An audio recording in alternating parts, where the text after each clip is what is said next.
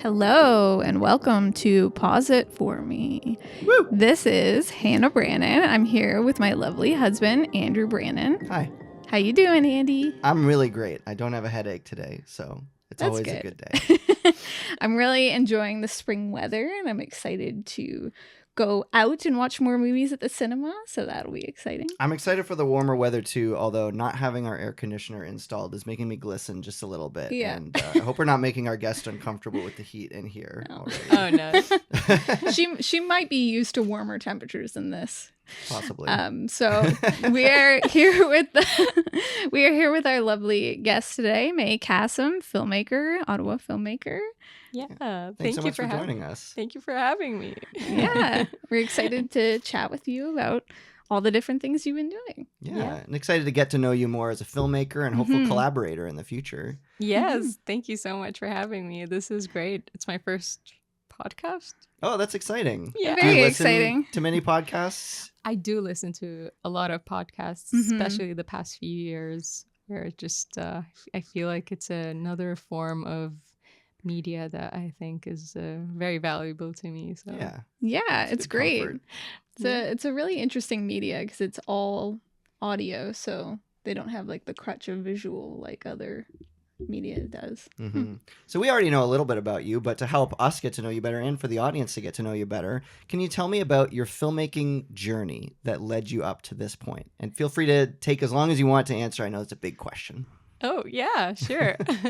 So, my filmmaking journey started when I think it started as little as when I was I think I was 6 or 7 when my dad got a Sony camera for home videos. Mm-hmm, yeah.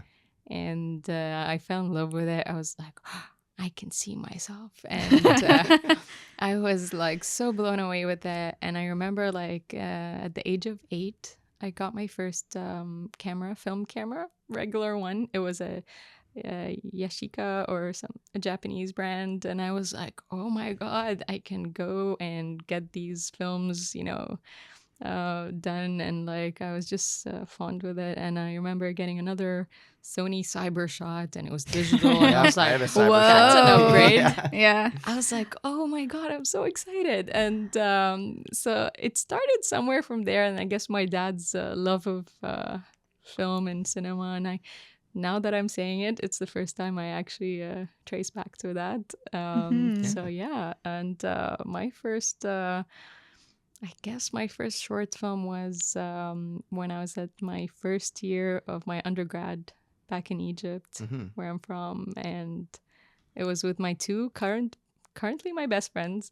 And we bonded over a lot of topics and just did one of our first, that was our first short film. But before that, we did a reportage for one of our classes. And yeah, we were groundbreaking at the university. A lot of people watched it, went really viral. Nice. And I was like, whoa, okay.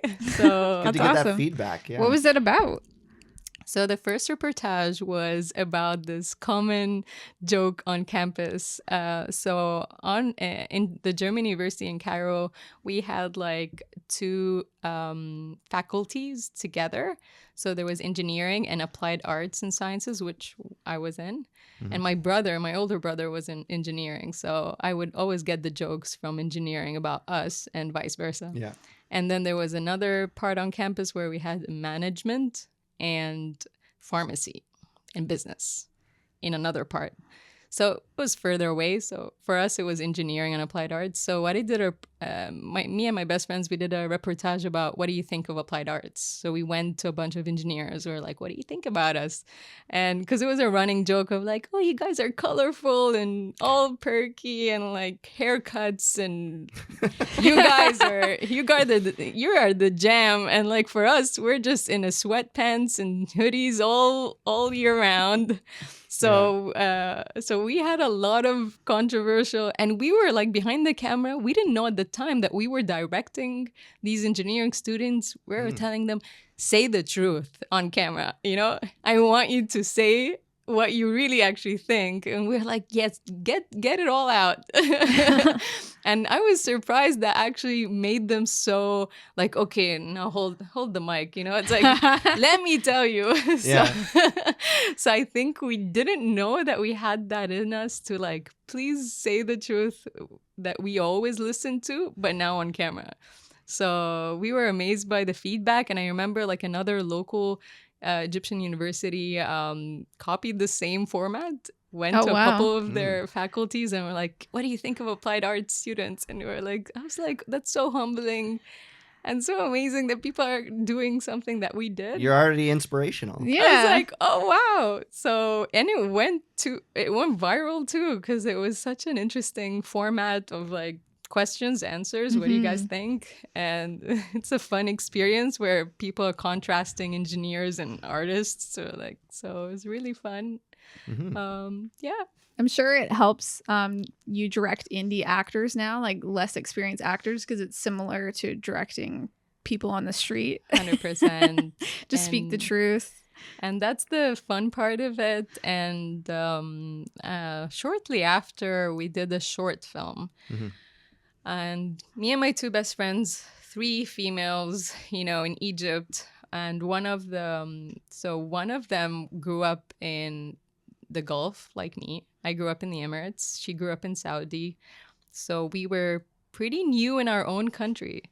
So, and that's one of my biggest themes. It's about diaspora and like growing up, everywhere in the world, really.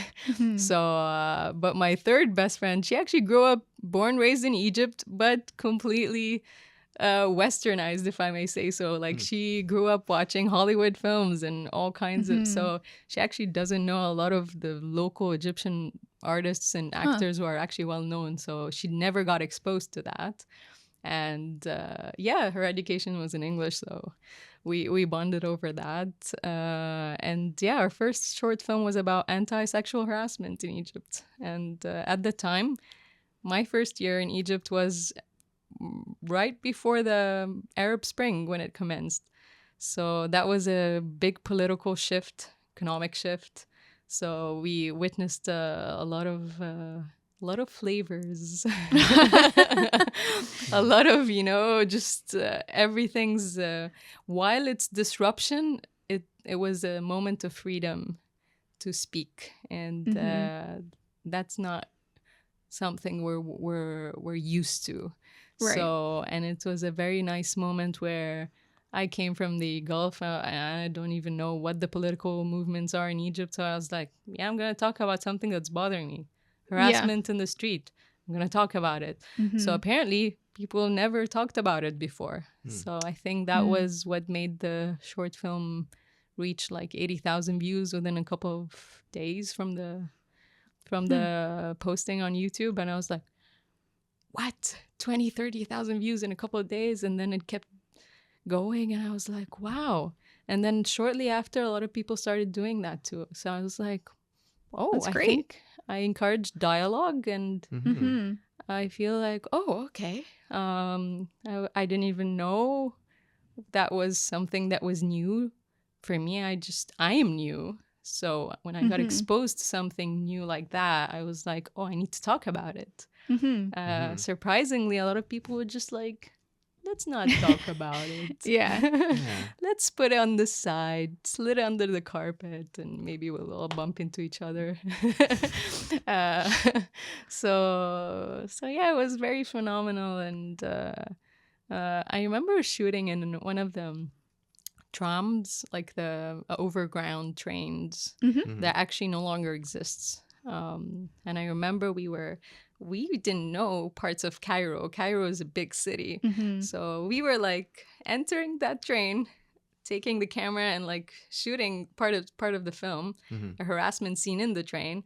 And we would one station, then we exit and then take the station So you didn't back. want to get in trouble? We or- didn't. No, we were scared that we would go to parts of Cairo that we don't Yeah, know. you had to get Oh, off fair and- enough. Yeah. And we weren't, two of us are foreigners in our own country. So we're like, we don't know where Yeah. this train is going. We don't want to end up somewhere. We don't know how to get back or lose our way. So we were like, one station, come back. One station, come back. Yeah, And I found that very, very nice, where we were using transportations a lot as students. So Mm-hmm. it was quite fun to have that part. Mm-hmm. You seem like you're very interested in making films based around like real, visceral, grounded topics. Would you say that's accurate? Yeah, after studying film studies in depth at Carleton this year, I would say I'm a neorealist Okay.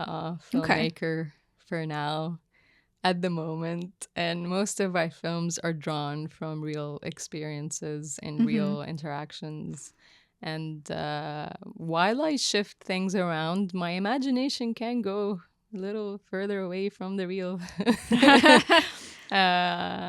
So that's where I play around in that area, but it's always drawn from real experiences. And just like a Touch. desire to show those real experiences as they are, or I have an inner teacher in me, an inner awareness kind of person. I always want to create awareness through my films.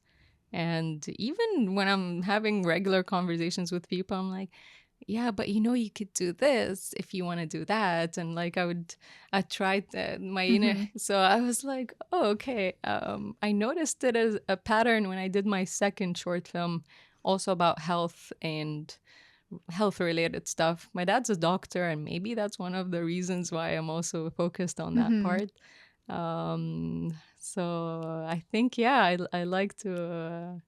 I also taught in the university as a TA. I started as a junior TA and then a TA for 3-4 years between my home university, German University in Cairo, and the American University in Cairo. So both platforms where I got exposed to a lot of students, and it was always so inspirational for me to see people's thoughts in their projects. Different perspectives. In film specifically, like script writing. When I hear people's thoughts, see what their trail of thought is and what they want to, envision or visualize, I'm like, oh, I'm amazed. This is amazing. Like, oh, all 30 students' minds are in mine right now. I'm like, wow. Yeah. What kind of topics did you touch on as a teacher? So the funny thing is, in the German University in Cairo, because it was under the Ministry of Education, we were not allowed to shed light on politics, sex, or religion. It was no, taboo. But at the American University in Cairo, because it was on American soil, quote unquote, right? So we were able to work around things. So in the American University in Cairo, people didn't have constraints that much with what content they want to think about. So they may have been more even politically active and, vocal about certain topics. But yeah, in my home university, we didn't have that freedom or flexibility. So for us to do an anti-sexual harassment, it was like, gray area. Yeah. Fair enough. So they didn't really tell us like, oh, don't do it. And at the time, my instructor, like John Hakim, he's right now in the US, like he was really open for us to talk about this. So that's good. It's very nice that he created that safe environment. Yeah, that's what you need to create art, is you need people backing you, supporting your message and stuff. That's great you had that. And growing up with censorship as well, like even in the Gulf, when I used to go to the movies, like, oh, 18 plus, you can't enter. So I was like, okay, I'm fine with that. But in Egypt, we didn't apply those censorships. But at the same time, they would do it kind of for us. So, like, for example, I went to Bohemian Rhapsody with a friend, and then entered and exited the cinema after I'm done. I was like, that's a really nice film. I would love Queen. And he's like, yeah, it's funny that they didn't show that he was gay. And I was like, what? He's gay? I'm like, what? Yeah. And then I was like, are you kidding me? Those jump cuts are them taking away the part of the story. No wonder it was an hour and like 15 minutes. Yeah, wow. And I was like, why are they cutting the films? And then I had to go home, watch the uncut version. I was like so infuriated. I was like, as a filmmaker, don't do that. Yeah. You've cut away most of the film. So part of his the identity. censorship and like the culture for us, it's like, oh, we're conservative. Don't talk about this. Don't talk about that. So I was like, I'm an adult. I entered the movie as an adult. Let me watch. Yeah. So they kind of do things for you in a way. And I was like, okay. Should be on the viewer to a certain degree to discern how they feel about certain topics, I think. Yeah, art shouldn't be capped. I think art is for everyone. It shouldn't be. It's a story. It's someone's story. It's relevant. It's important. And for sure. There shouldn't be like barriers and like control over that. Like sky's the limit. Just let people do it, you know. Especially when it's a story of success and story of inspiration and musician that, you know, also a person out of diaspora. He's Persian, lived in the UK, and like so yeah, it was like it was a fun time growing up in that side of the world. So I'd love to know what else influences you in terms of movie making, because some people like to make movies but they don't like to watch movies. Are you that kind of person, or do you find inspiration through other films? Oh no, I love watching films. I may just be fully immersed in these films to the point that I'm maybe just, it hangs on with me right after. It sticks with me for a while after it. It sticks with me, the accents, the way they're talking.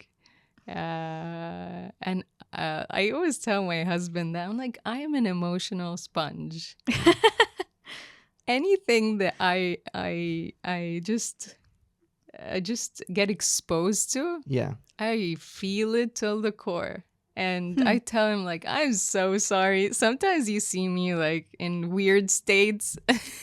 It's my consumption. And it's okay. I keep you entertained. And, like, he's just, you know, he has his way. And it's very contained. And as an engineer as well, he just has, you know, just a very basic life, very... controlled environment. I'm not sure if it's because he's a man or an engineer, or you know, but I'm like, you know, you do you, you do you, and I'll compliment, you know, from different ends. Yeah, fair enough. So I love posing this question because it says so much. Can you tell me about 3 films that kind of describe your taste in movies? Doesn't always have to be the movies that you like to watch. Could be describes the movies that you like to make, or just could be your 3 favorite movies. I'll tell you my recent ones that have been very captivating for me. So the first one is an Italian filmmaker that I studied in an authorship course at Carleton. Her name is Lina Wertmüller. She has a Swiss name, but she's Italian. She she directed around quite a bit of films in Italy, and as a female director, I was drawn to her films. The film is The Seduction of Mimi. I don't think I've heard of that one. That's I watched it in class and I got so drawn to it. I wrote a paper about it. I was like, I made people watch it. Like I made everyone watch it and talked about it for months. And that film was depicting an Italian moving from the south, Sicily, to the north. Oh yeah, modern very different north, culturally. You know, and so he's like, I'm gonna work in Fiat, you know, in the industrialization of Italy. So the depiction of the south and north of Italy was very interesting. The way she's a political satire as well. Oh. So I was drawn to that film in so many ways. And interesting. We should put it on our list. Yeah. 100%. I would recommend it. Does it appeal to you on like an empathetic level, having dealt with traveling to a new place, being uncertain in a new environment? I think as an Egyptian, I relate to Italians a lot. We have something similar. in our culture and the way we handle things. But Mimi is a character that's not a lovable character in a way. Like, this guy is like problematic. And I love how she touched upon, Italian machoism and how they're dealing with people and how they're dealing when they move. And so I was like, I've seen men like that growing up. So I was this is such a beautiful story, and talks about infidelity and like movement. And so the film is like this machoistic personality. It really boils down to someone who's just he wants simple joys in life. So you kind of love him, but you don't. It's like mixed feelings from this guy. I do relate to that film for sure in terms of traveling my entire life and stuff. So but also as a female filmmaker, where she's not working around the norms of no, she talks about, like, she depicts objectification of women, but it's not about objectifying the women. It's about talking about a bigger topic. So she touches base. She's a controversial filmmaker from my opinion, and we've watched like 7 other films for her. Oh wow.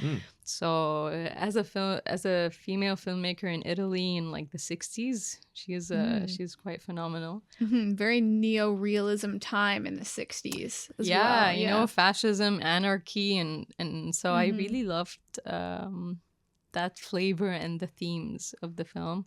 Okay. The second film is something I watched at IFFO this past month. Okay.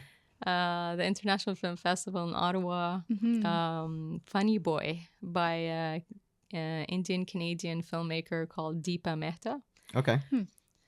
And Funny Boy is also about diaspora, and it depicts, Indian Canadians going back home, and it depicts being LGBTQ in a country like Sri Lanka. Yeah, that'd be tough. It's and it also depicts inner wars between 2 different sects, Buddhism and the Sinhalese people, like the Tamils, and so it was infused in many different layers and themes. So I was very inspired by that film.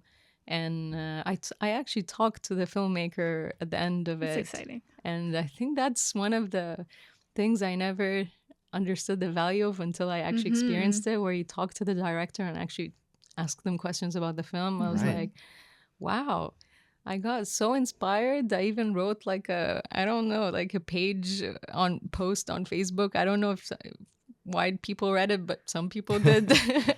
But I was just so charged by these talks. So I loved her film, and the third one. That's Take your time. Yeah, it can be any. You've already given some good choices for future movies on our list that we should watch. Yeah, I think the third film is Seven Veils by Atom Egoyan. Okay. Canadian filmmaker as well. And I also studied his films in that authorship class. So we watched like 7-8 films of his as well. Wow. And this was his latest. It premiered at TIFF this year. Atom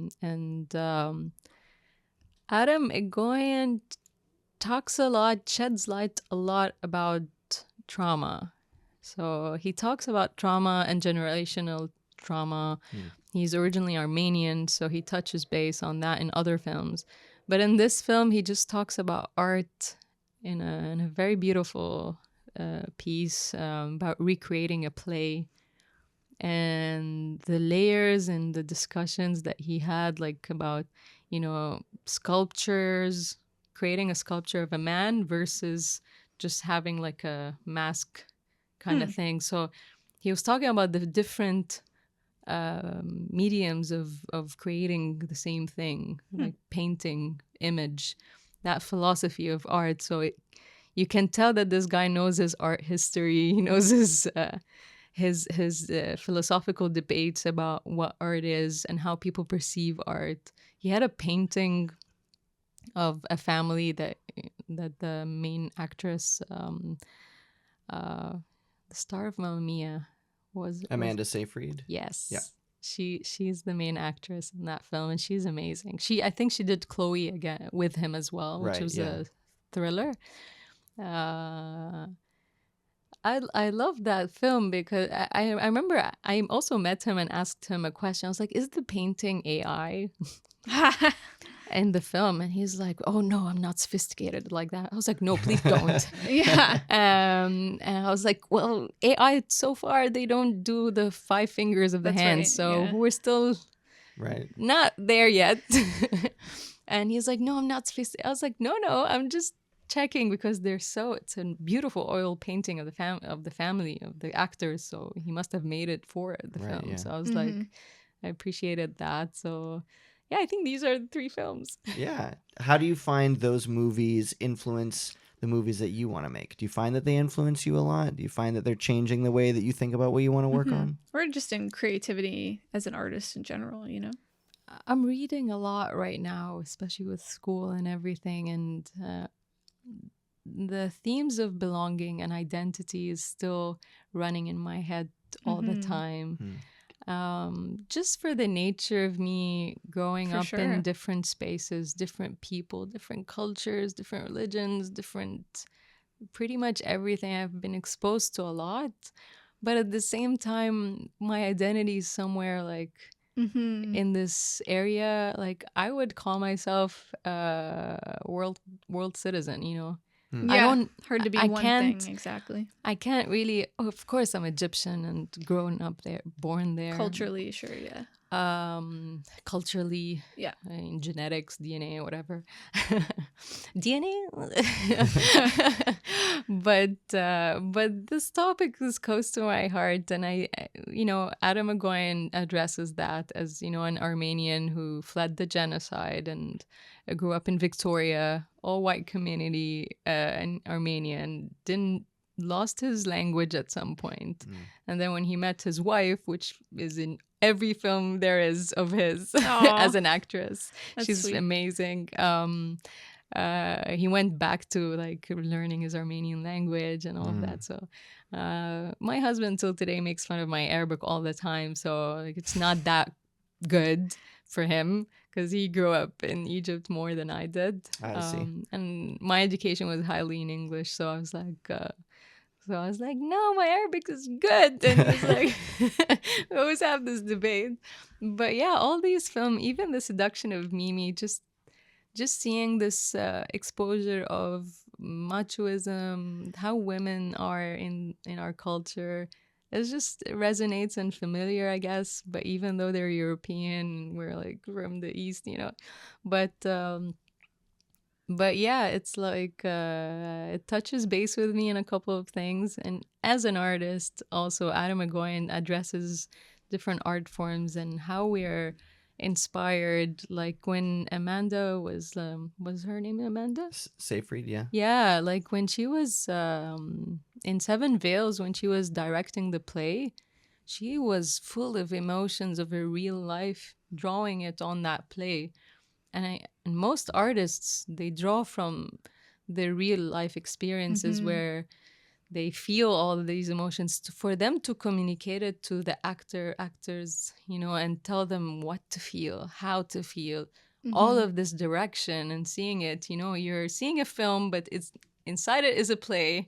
Inside that play is like, so there's this inception of mediums, and it's interesting how he portrays that story and how as an artist how all these lives and stories and experiences that really touches you, how you communicate it and sort of like recycle it into a new medium is quite interesting for me. Yeah, the dichotomy of an artist, funneling all the different things you like into something else.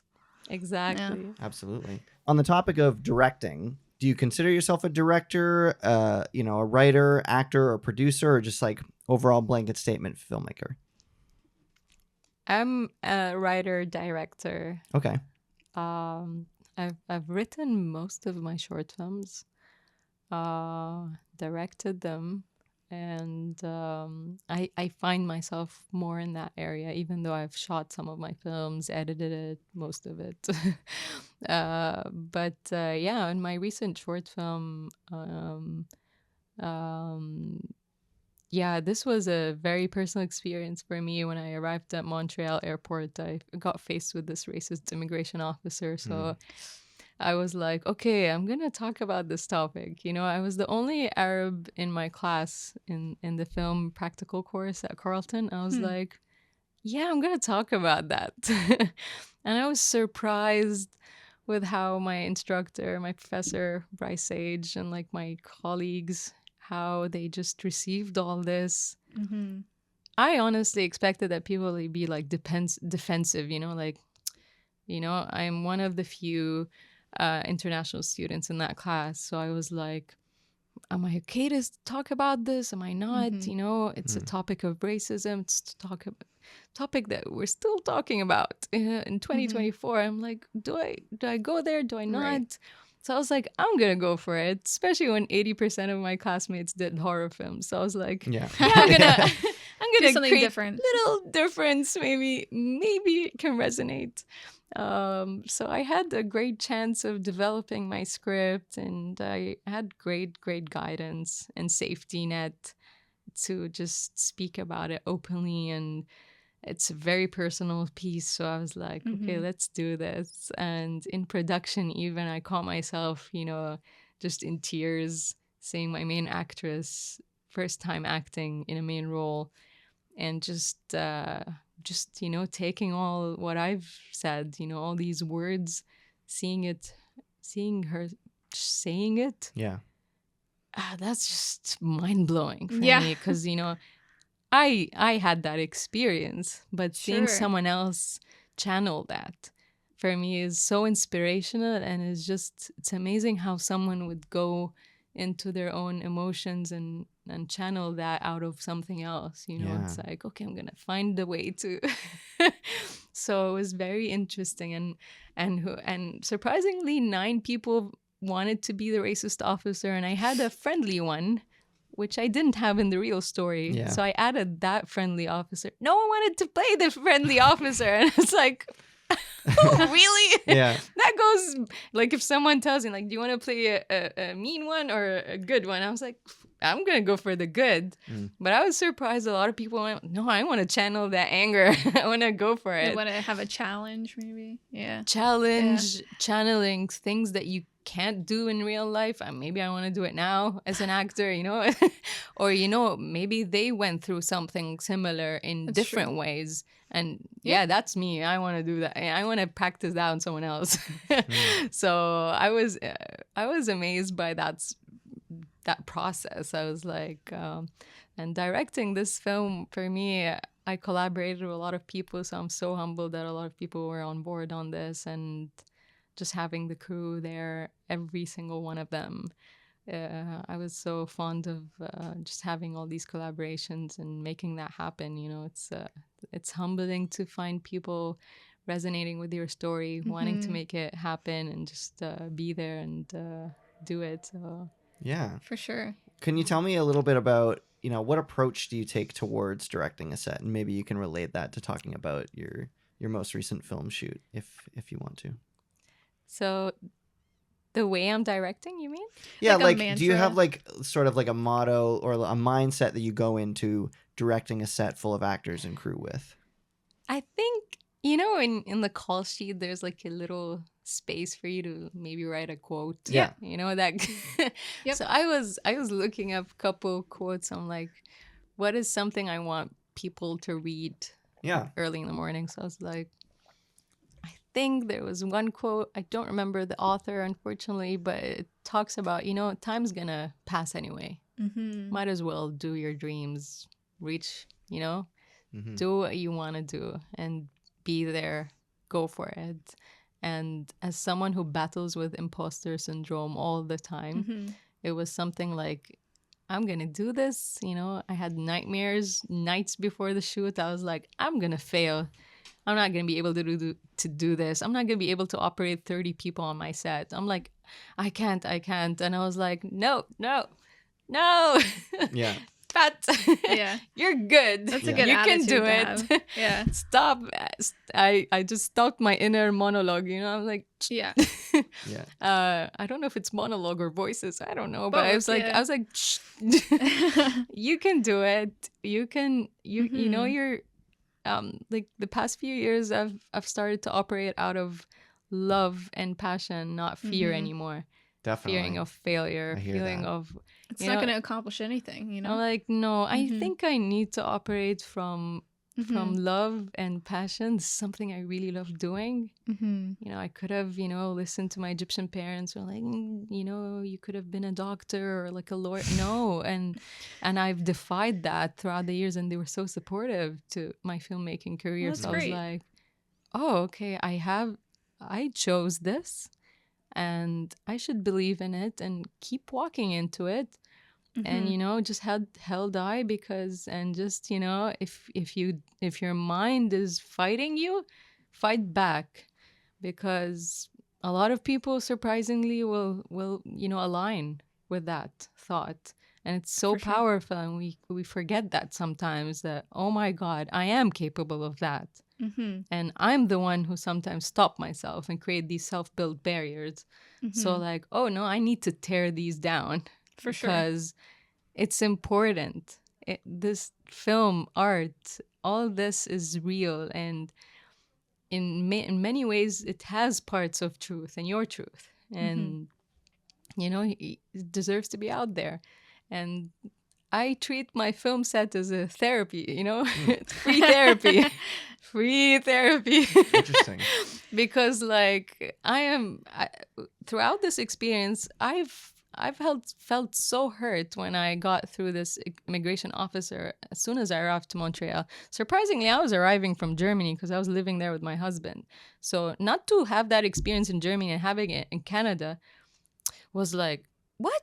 But the media, immigration. It's not supposed to be here. Yeah. Like, what? It's supposed to be immigrant friendly. And I was like, what? I didn't have that in Europe, and now I'm having it in Canada. Something's not right. And then at the same time, I was like, throughout writing this, I gained so much, not resolution, but like things closed off, healed. Closure, perspective. Yeah. That's what art is so beautiful in doing. Even when you convey anger, you convey sadness or grief or those drama or even horror, fear, or all of these emotions, you feel like you're consolidated, or you feel like, oh, something's restored while doing this film. So many people, even the racist officer who played the racist officer, beautiful actress Stephanie. She calls herself Momzilla, but I found that so funny. And I remember, like, middle of me directing her, I was like, yeah, hold my passport this way. That's how it was. Yeah, that's like a how it piece of happened. trash. Yeah. So, and then she broke out of her couch. She's like, that's happened to you? And I was like, no, come back to no. I'm so sorry. I was like, no, don't apologize. Stay in character. Yeah. I was like, no, please don't worry about me. It's been 3 years. I'm good. Right, yeah. And I was like, just stay where you are. So I was, and she's like, no, really, that's so bad. And we just get talking about Montreal and stuff. So I was like, it's a systematic thing that's still, and apparently a lot of people go through it. And I have my friend who's Canadian, his wife's Mexican. By customs, he's out, but she's not. They're delaying her back. Like, wait, we're gonna literally open up all your bags and delay you just for the mere fact you're Mexican. Let's do this. So, and my husband at the time, he has a German passport, so she just pushed it on the side and then took mine, and she was like, let's interrogate this woman. Oh my goodness. But why it really hit me is because, like, I was channeling this thought that I am privileged I'm a privileged Arab. I'm educated. I grew up in very good circumstances. I'm not gonna say high class, but I was in middle, Comfortable. comfortable environment. I had beautiful parents and Supportive. supportive Yeah. and everything. So to come to have someone like her treat me that way, it was an reflection of me. But I was like wondering, what if someone else with this same face who doesn't have what I have, you know, Hmm. they need support. These people are fleeing war, they're fleeing genocides, they're fleeing things and wanting a better life, So, like, I'm privileged. Like, come at me. I can handle it. But how can other people deal with these circumstances? Mm-hmm. They're survival mode. Mm-hmm. I'm here to find a better education, better work, stuff like that, And I don't know what's next. I've flown into 3 continents until I landed in Canada, so like I don't know what's next because as a diaspora, you just follow those career driven things. If you want to grow here, you want to grow there, that's where it is. Sky's the limit. We have a lot of foreigners in Egypt, and Mm-hmm. they love life there. They want the beaches and the sun, and I'm leaving that behind, and I'm doing It's those a snow different angels. perspective for you. I'm Yeah. doing a couple of snow angels and snowman, and like so like again, like when I shed light on it, it's not because I feel hurt. Of course I felt hurt, but I'm encouraging dialogue, and it's beyond me as a person. Right. So you want to be like a voice to the people that can't speak?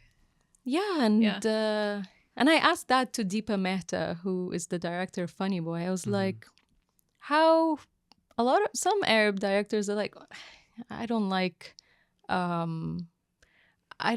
when our face is like always in war posters, enough. But so I told her, like, at some point, do I just skip over that and start, creating art from telling other people's stories or shedding light on, more fun stuff or whatever? She's like, this story isn't about you.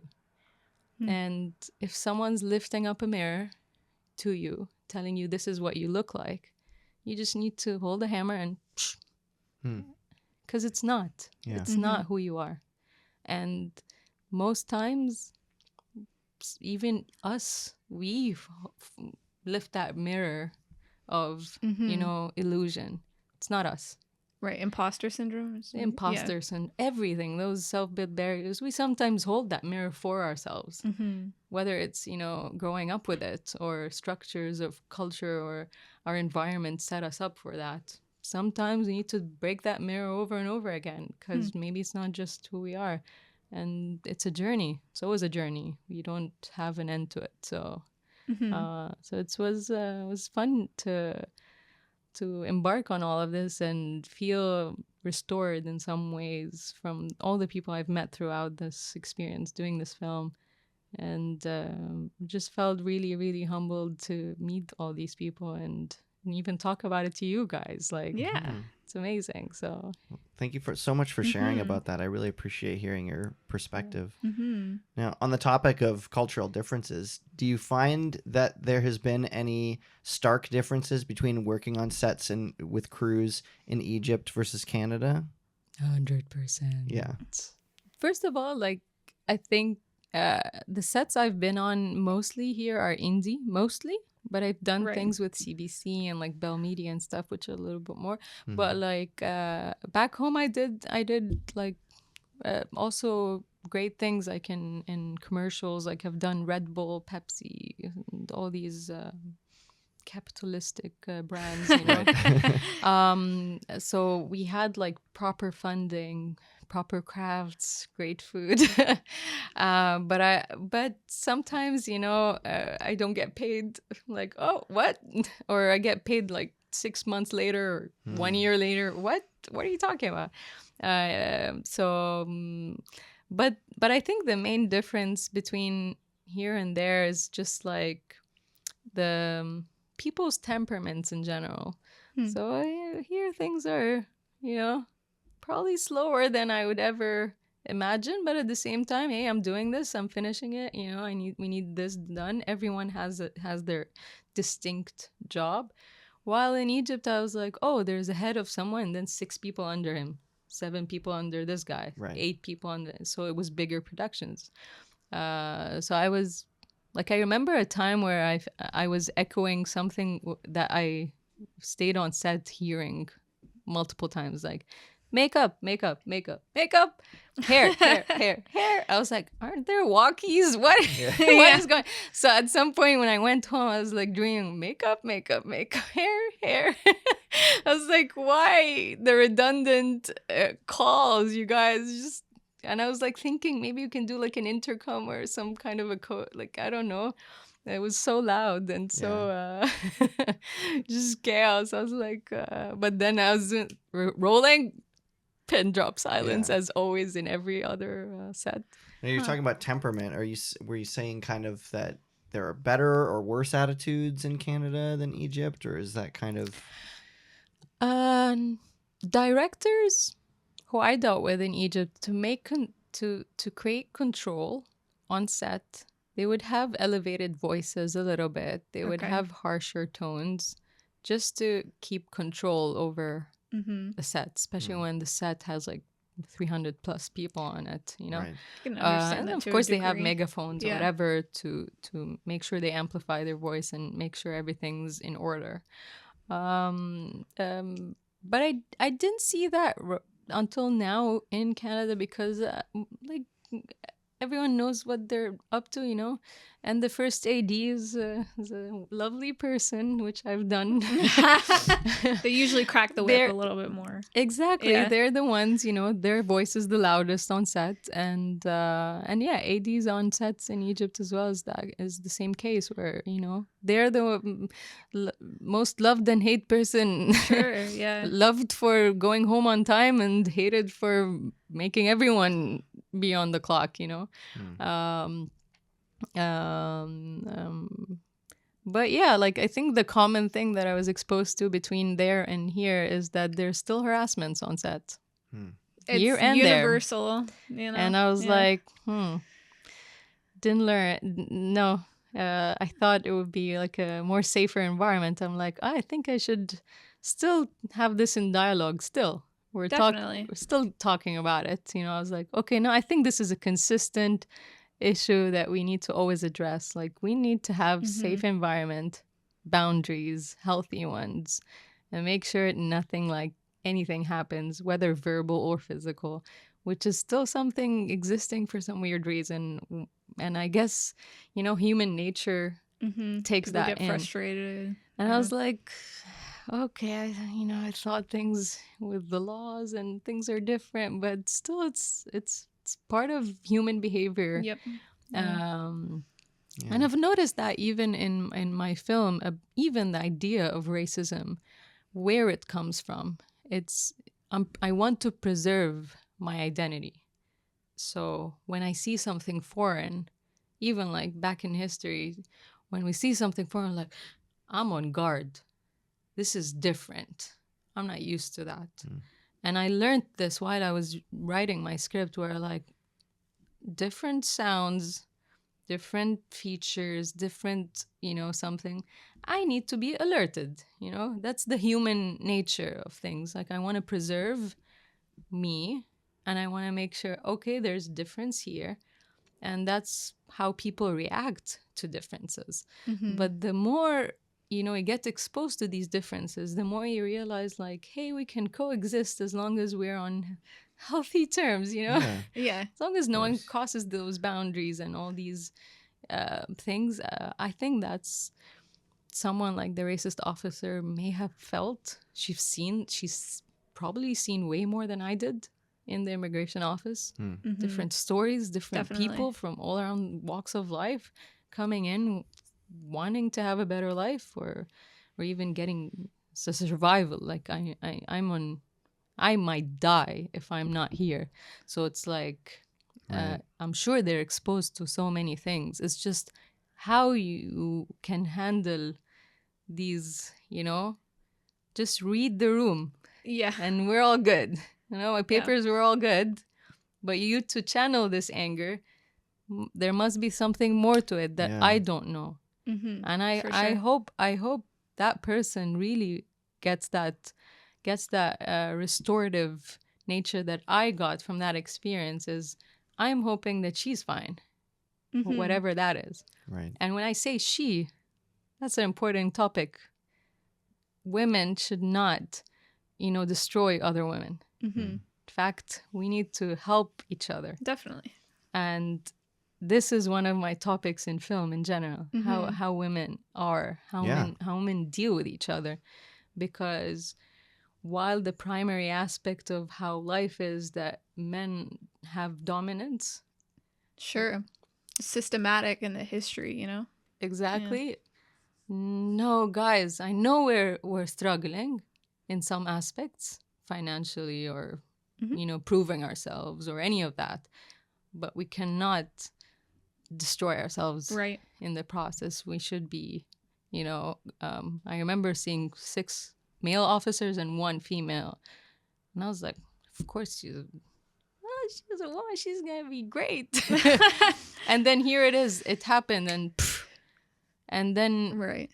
And this is when I want to talk about human nature and even women and their emotions. Absolutely, yeah. Which is something not a lot of people are like... it's still something a little bit like, are they capable? Still questioning us? Okay.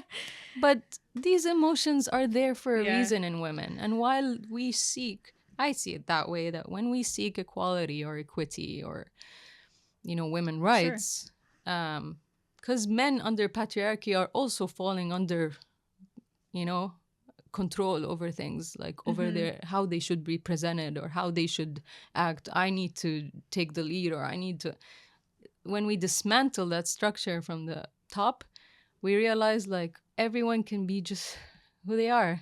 Empathy, communication is important for all adults, no matter, your race, your gender, anything. All of that. And so when men against men or women against women or whatever the form, or it doesn't make life better. And for sure, I learned that this year that humanity is when we say, oh, I'm humane, I read from a scholar that said like humanity is to sin. So interesting. Yeah. When we say we're humane, we always hear it like, oh, I am a human activist. I am humane. But then someone gave it another twist. He's like, no, we're here and we make mistakes. And that's fine. That's okay.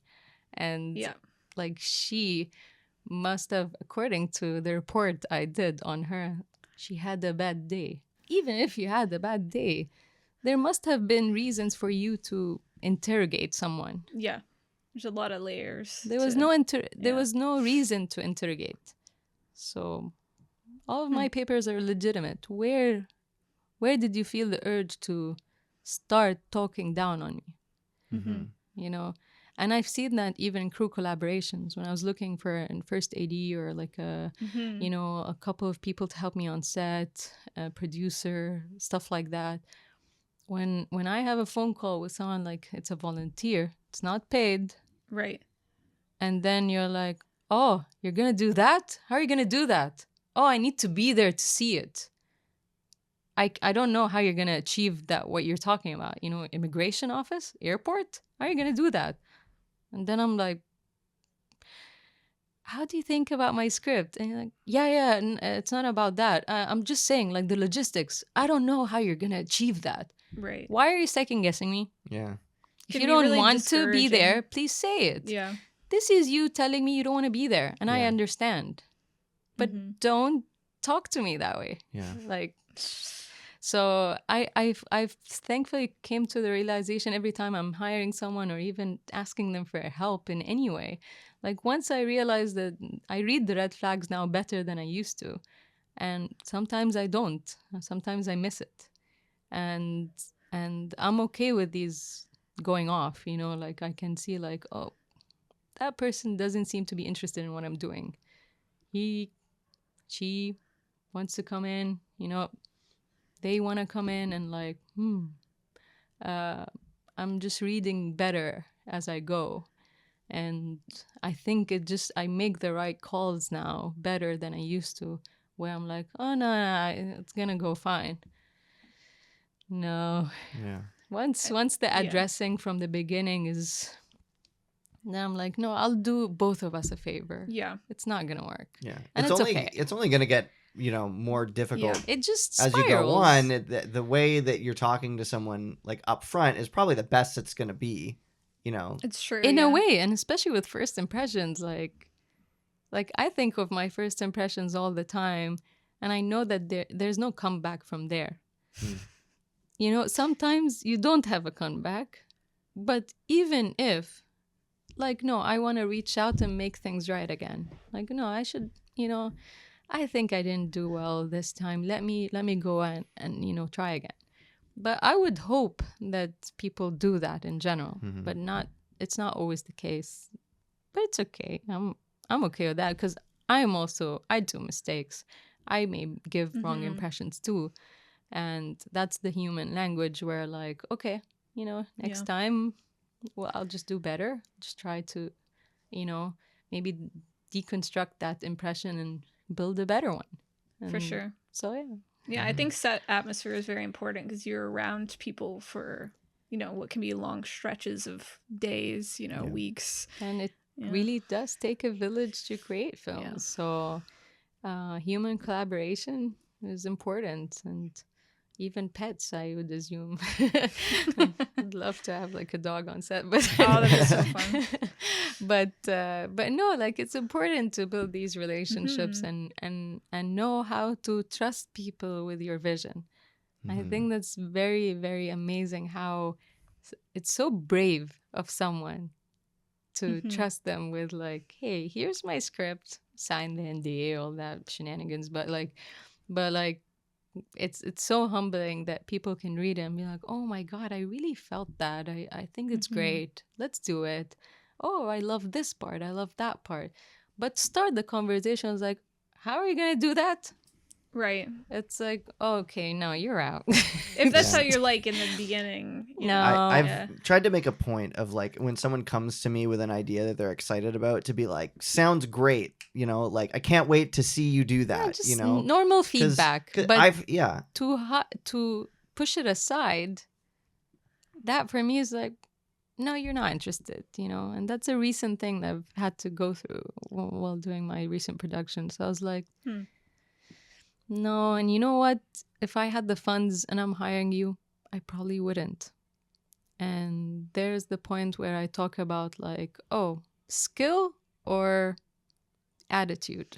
It's a bit of both. Yeah. And right? It's always this, yeah. How? Because you can be really nice, but if you don't know anything, that can be hard too. So sometimes I feel attitude surpasses skill because you can always teach someone, and if they're able to have a know-how, this openness to absorb and make something happen, they can. But when they have really high skill but problems with attitude, skill cannot be exposed. Yeah, attitudes are harder to change. So, and even for me, as someone who worked in jobs and different things, and like, okay, I lost this job for this particular reason. Maybe next time I'll do better in this and this and this. And that's how I keep going. So it's just about a matter of improving myself and making sure that I, grow that thick skin or whatever that is. But at the same time, also like, no, I need to also listen to me, like my truth. Some things hurt me, some things don't. Some things really make me. And that's the best part about people who know exactly how to get the best out of you. These are the people that I take them right to my heart. Like, you're staying with me. Because you would be surprised of how many people can just really get all the shine out of you. And you don't even feel that effort. As opposed to someone like highlighting every single thing wrong in you. Of course we have things wrong in us and good things. So for you to like highlight all my flaws, then you don't accept it and you probably don't like it. And it's not going to make things better. It's just going to... It's going to be a struggle. For sure. you sent me a list of a couple topics that you were interested in sharing your thoughts about, and I'm excited to dive into some of these. The first of which is, do you feel like you experience struggles as a woman on set and a woman in the film industry? Do you think the experience of being a woman in film is improving over time? Mm-hmm. And what the differences are between being a woman on set in Canada versus Egypt, if there is any. I thought there were differences, but Yeah, people are it people. really is universal. Yeah. You said it. It's still a constant topic that I mean, that's the nature of our being, you know. And as a woman, I think it's I don't know if it's improving. Maybe the laws are improving. I don't know, and that's restricting people. But I know that it's also human nature. So there's a little bit of this understanding. Like I took a film philosophy class this semester at Carleton, and I found it really interesting, where two authors from two different political backgrounds, you know, one's conservative, one's liberal, and both of them agreed to this. Is this R-rated? Like, I can say what I want, right? Yeah, You can say what if you Yeah. swear, I'll bleep it, but you can No you can feel swearing. free to swear. I They don't care. said the image is pornographic, both of them. And I found that very interesting because when we talk about bodily desires, you know, as adults, we're like, okay, no, this seems to be a topic even philosophers talk about, where like, no, like this image is important for people to communicate. And people who go beyond the image or the vision is another form of how they can operate in life.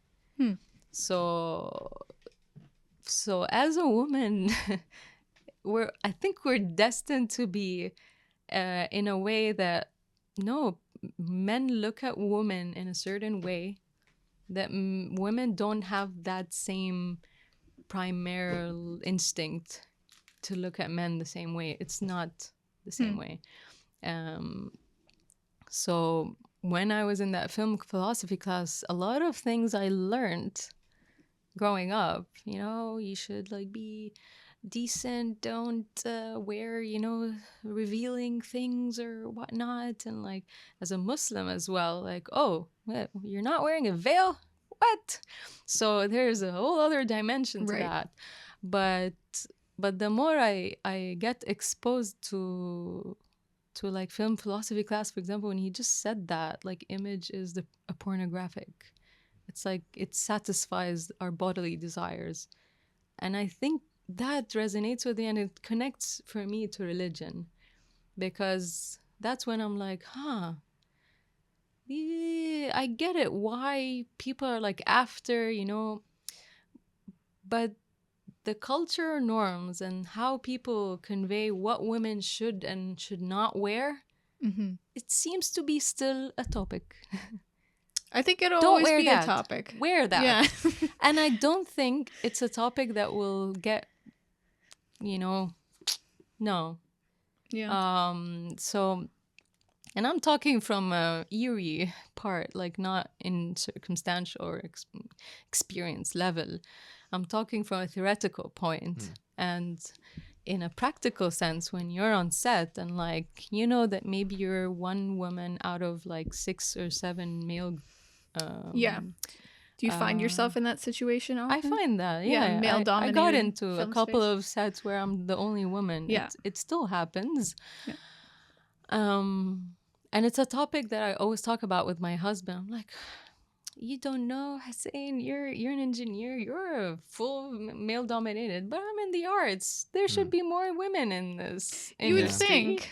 Yeah. But then, like, here I am on set, and I'm like, oh, where are the women? Hello. Yeah. So I'm like, oh, okay.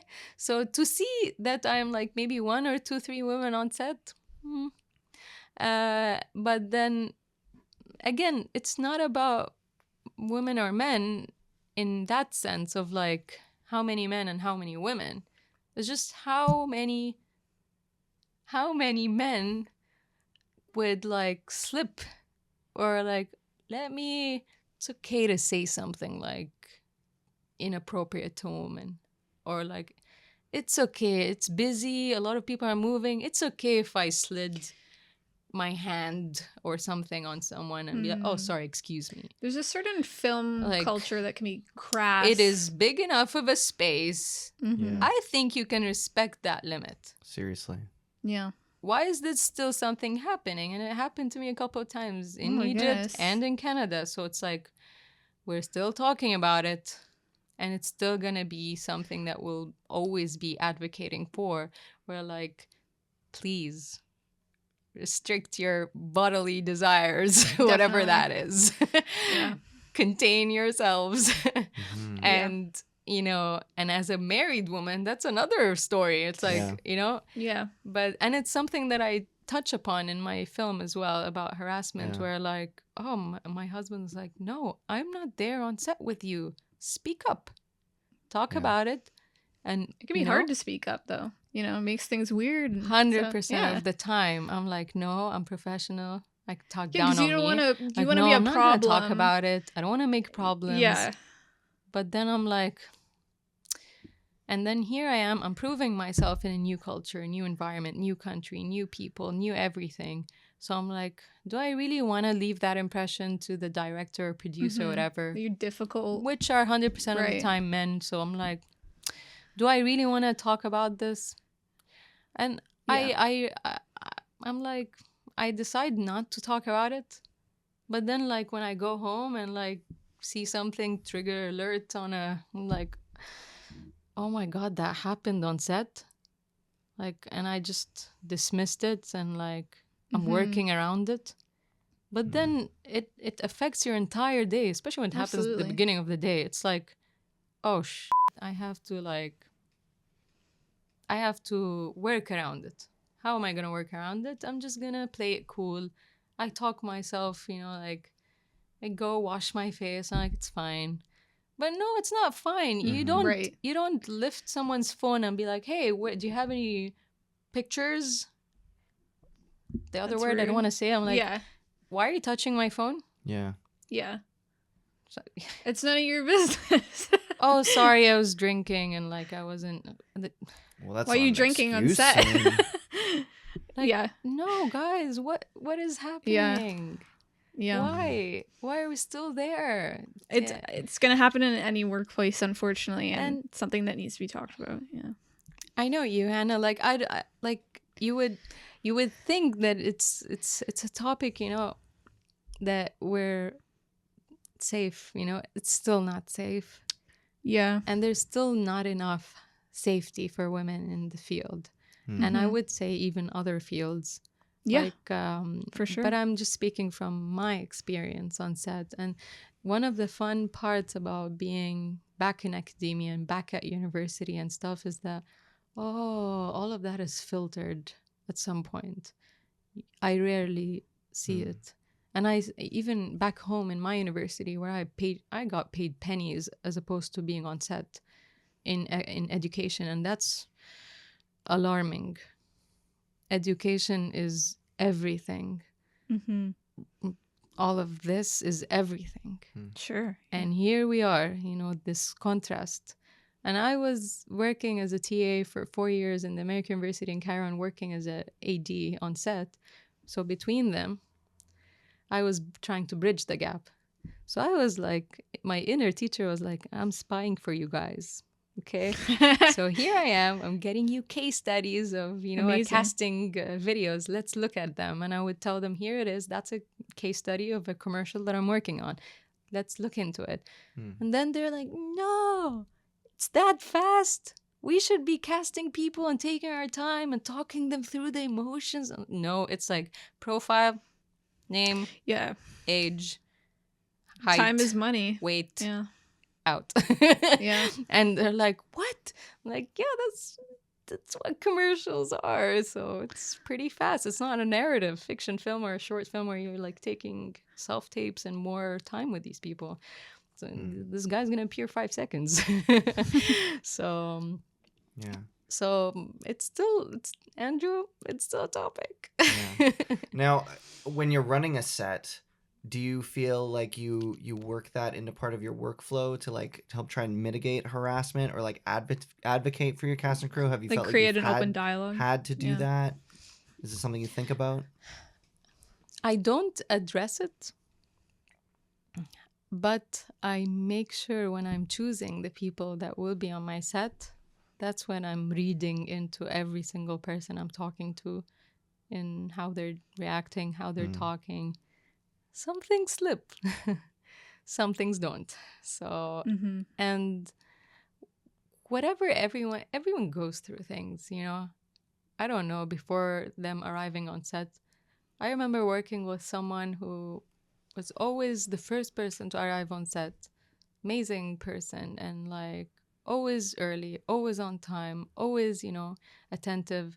But then at some points when I'm just taking a look, like that person's going through a lot. I don't know what it is, but I know that he's going through a lot or she's going through a lot. So like that I feel it on set. So I make sure I'm you know, taking care of that. Mm-hmm. And I think communication is so important. And the more we're communicating, not in a hey, I blame you or I blame you. No, like I am just thinking, taking a moment to think, oh, I don't need to blame that person. I just need to say, hey, that hurt me. Let's talk about it. What makes me feel better is that this happens. Mm-hmm. Is that okay? I think that's a good thing to do instead of animosity. You know? Yeah. And I try to do that even in my work environment, whatever that is. Mm-hmm. Like, if something hurt me, maybe that person didn't even think it through or didn't even realize, you know? Yeah. And we all have biases, we all have prejudice. Mm-hmm. Well, we have these things, so it's okay. But as long as someone is vocal, and for us, I had to train, I think most of us had to train ourselves to say, like, hey, this is not all right.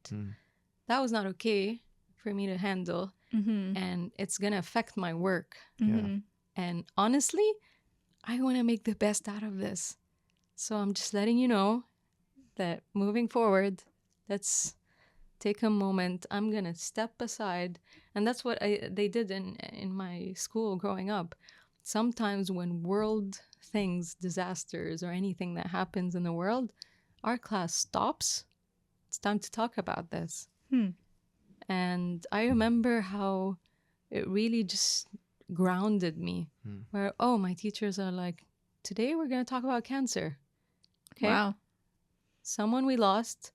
Let's talk about it. What can we do to, you know, figure it out faster?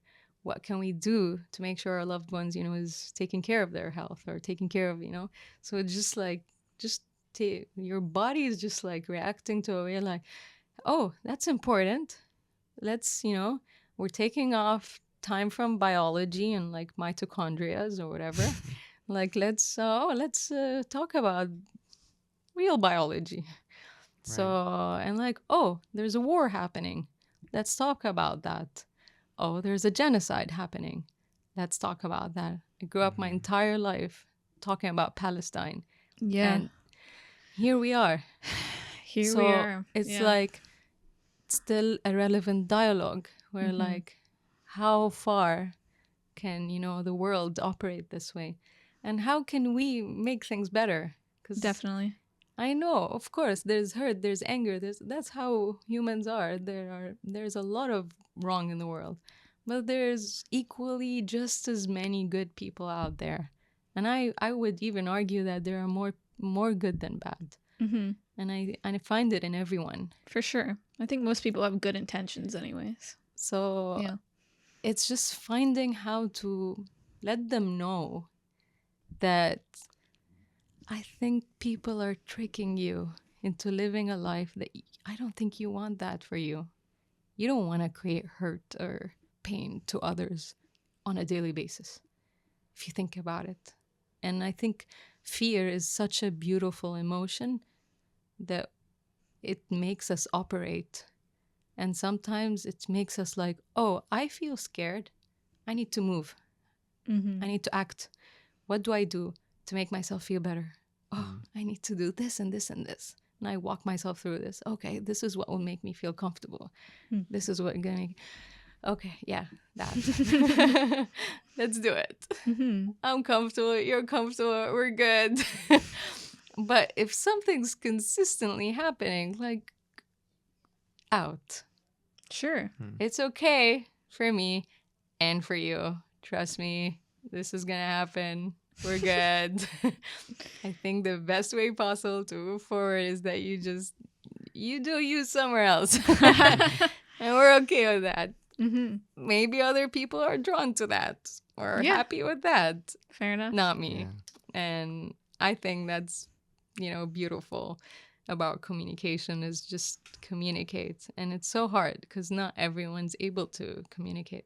It's And we true. think so much, especially as women, we think so much of what we should say or what we should do, what we should wear, what we should.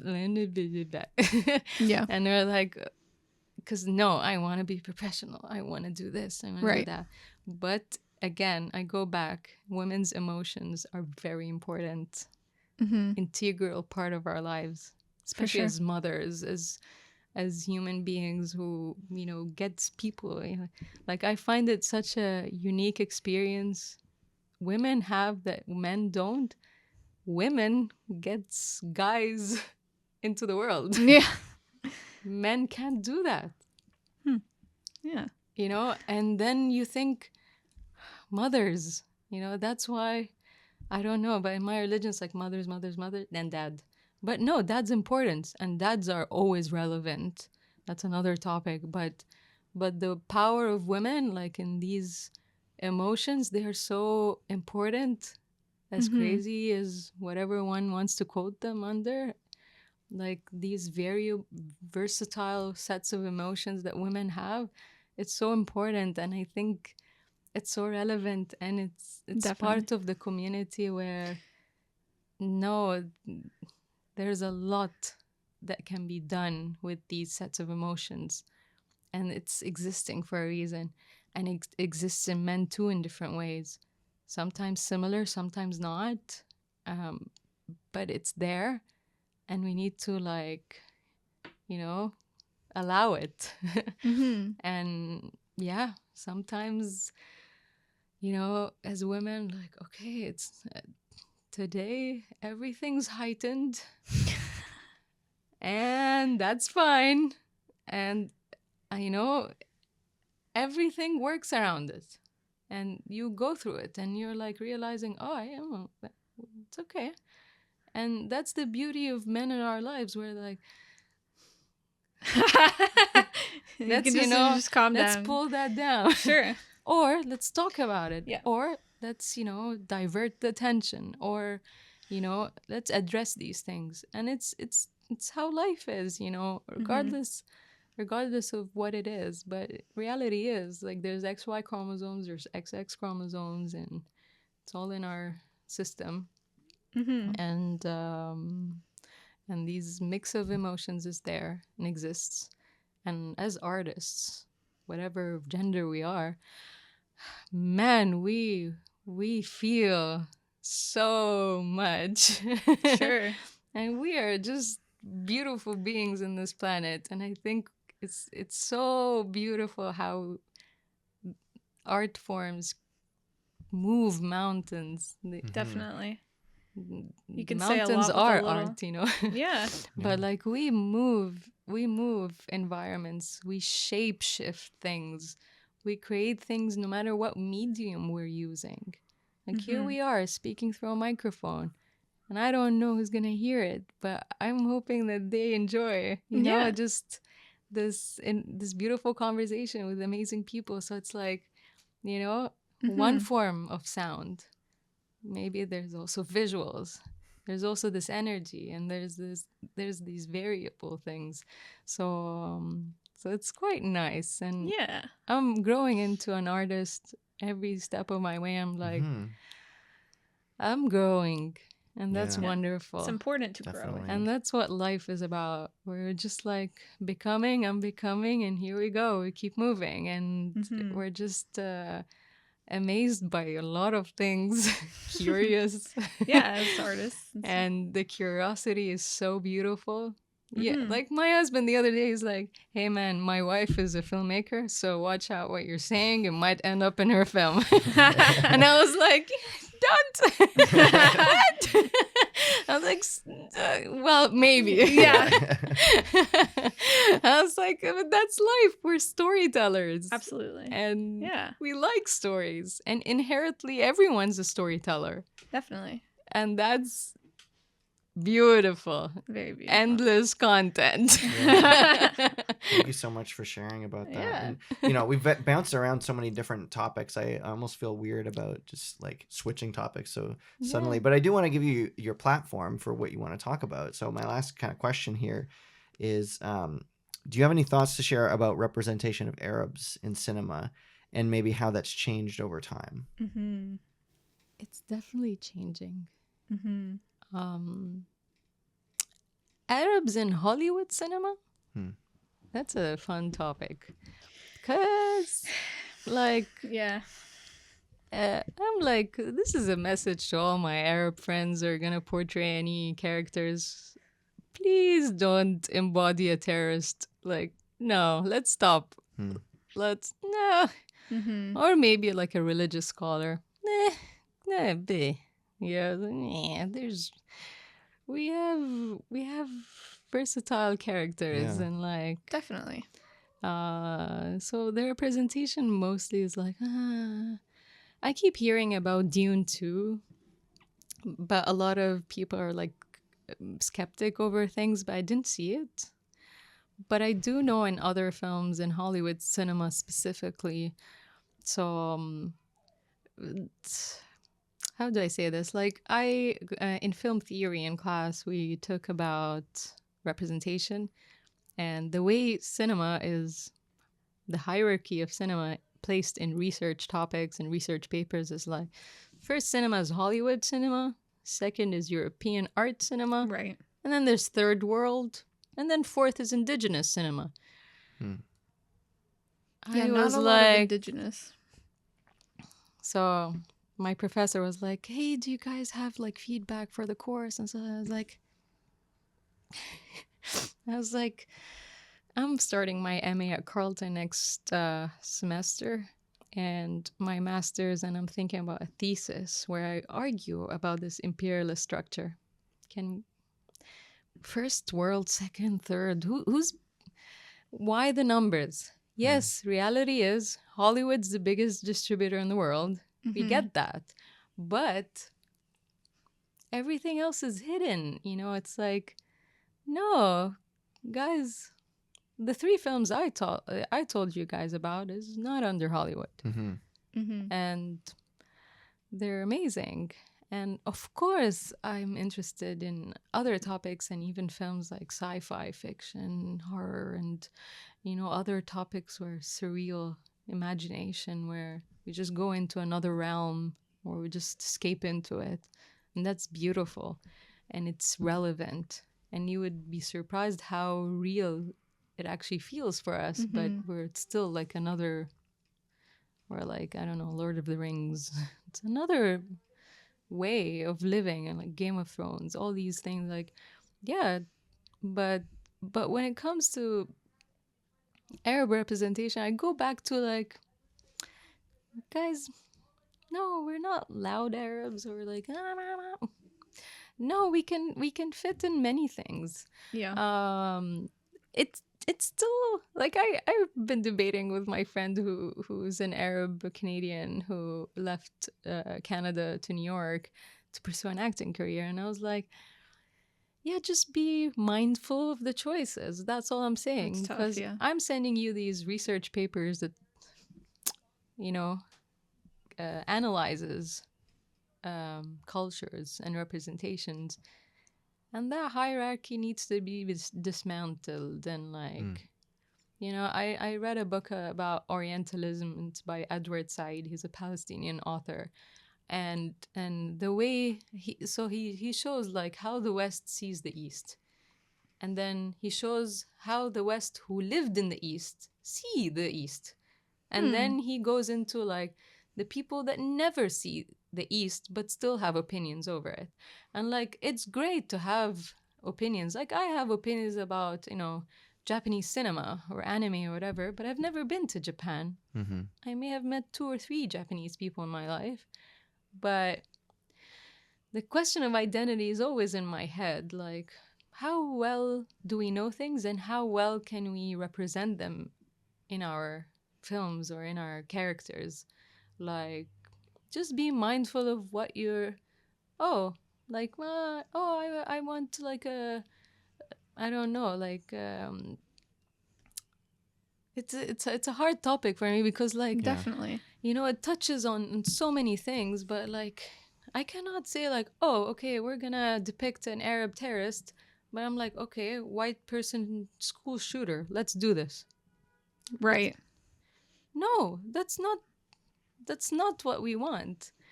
And even like, I was watching, a Jewish Belgian filmmaker, Chantal Ackerman. She's pretty phenomenal, did a lot of things. And like, she's a Jewish lesbian woman director. And like, okay, let's talk about the Holocaust for sure. But like, when we talk about the guilt, the shame, I've lived in Germany, so like, to feel that Definitely. it's relevant topic and we should talk about it, generational trauma, all these heavy topics. But how about we talk about successful, amazing Jewish people? Yeah. Why can't we Yeah. have both? I think if there was more of the one, like more Arab representation in general, then it would be So a little more whatever. So yeah. When we talk about representation, let's say the upside of things. Why Yeah. not? Let's talk about the most successful people and how we look up to them and how they're amazing people that touches our hearts. They make us grow.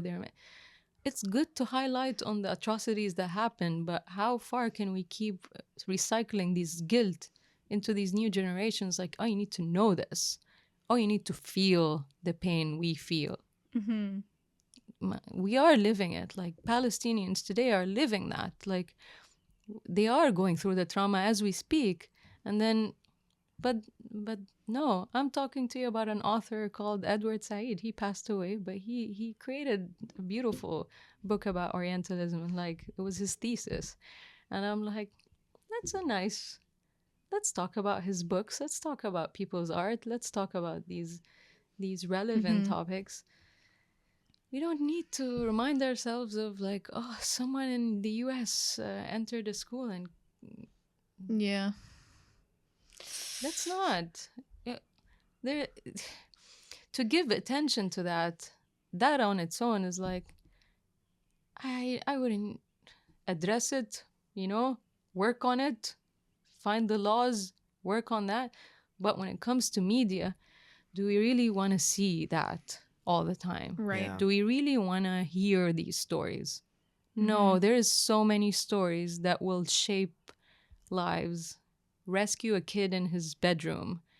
Restore such a Yeah. beautiful experience in someone's life, and like, this is gonna make me someone great, great scientist, great astronaut. I don't know. My mom keeps dreaming that I'll be in NASA someday. I'm like, Mama, I'm a filmmaker. I can try to get you a can, but like, NASA is You just have to That's make my a space mom, movie to satisfy. and that's my mom. She's like, oh, one day you and your brother will go to NASA. I'm like, do I really need to? I know that's her way of saying that the sky is your limit. Oh. I'll take it that way, I but see. please don't be literal, because that's a lot of pressure. I don't know if I can make it to NASA. I'm so sorry, Mama. Yeah.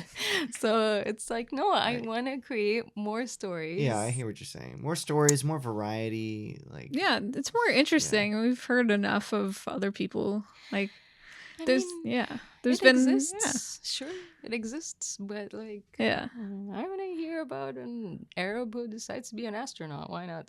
Sure. Yeah. Sounds Or fun. like, I don't know, like there's a Anything. lot. Yeah. Yeah. Luckily, there has been, more mainstream representation in the last few years. I don't know if maybe some of that at first was tokenism, but, it's appreciated to hear different voices, even at the Oscars, films We've like seen that. Parasite, Yeah. Minari, stuff like that in There's recent a number, years. and like I'm still critical over all the Oscars, but like Oh, yeah. Yeah. like I mean, there's a probably ways to lot go. of people, but like but I think everywhere is relevant, even screening it in your local cinema or Mhm. like or screening it to your family or your friends. It once it's out there for people to find. A lot of people would be I'm the simple person like Google like, oh, I want to look at a film about, roses.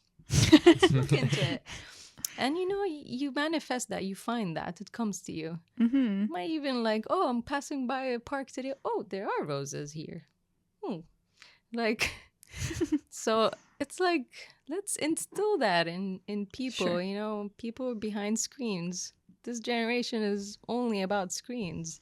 Like, I grew up with a TV set in the 90s and it was fun and it was limited and Mhm. my imagination, I was called the daydreamer of my class for a reason. I was in my mind. I know what you mean. Yeah, there's definitely a And pipeline to that. Being an artist. especially with my monotonous teachers. Shout out to them. Like, oh dear Lord, I just can go wherever I can go. Like, if you're gonna talk to me in that tone, I'm gonna travel places, man. Probably get kicked out of the class, which I did.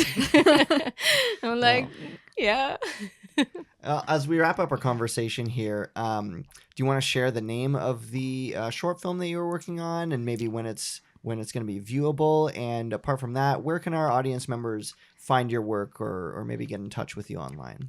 My film is called Aruba, which means Arabism, but it's based on an aunt that I've had growing up. She was a journalist.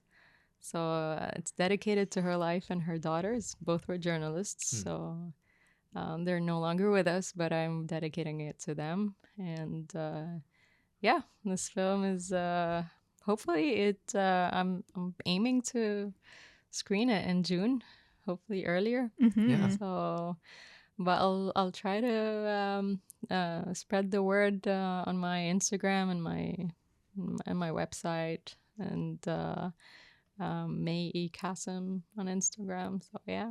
Mhm. Right on. It's so nice to draw inspiration from family and loved ones and stuff. Mm-hmm. Yeah. And growing up with people that really shape you, I think that's very nice, and to transcend their lives. I think that's the powerful art form that we have, is that we can Definitely. we can get glimpses of them all throughout and have their stories still be told. And I think a lot of people deserve that, especially if they're not here. Like, no, I think we have a responsibility over ourselves to like, oh no, I think this person will make a they should shine, and I think we should shed light on that.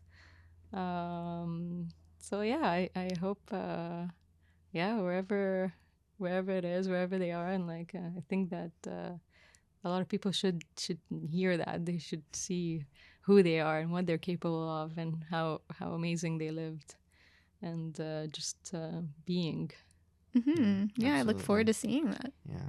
Well, May, thank you so much for joining us. I really appreciated hearing your perspectives on all this. Thanks for such an engaging conversation. And can't wait to have more conversations with you off mic. So, yeah, definitely. Thank you guys. Thank you, Anna. Thank you, Andrew, for having me. Absolutely. Really love this. All right, audience members, we'll see you in the next one, where we're going to be getting back to some more film reviews, and we're going to be talking about Some Like It Hot. Thanks for listening.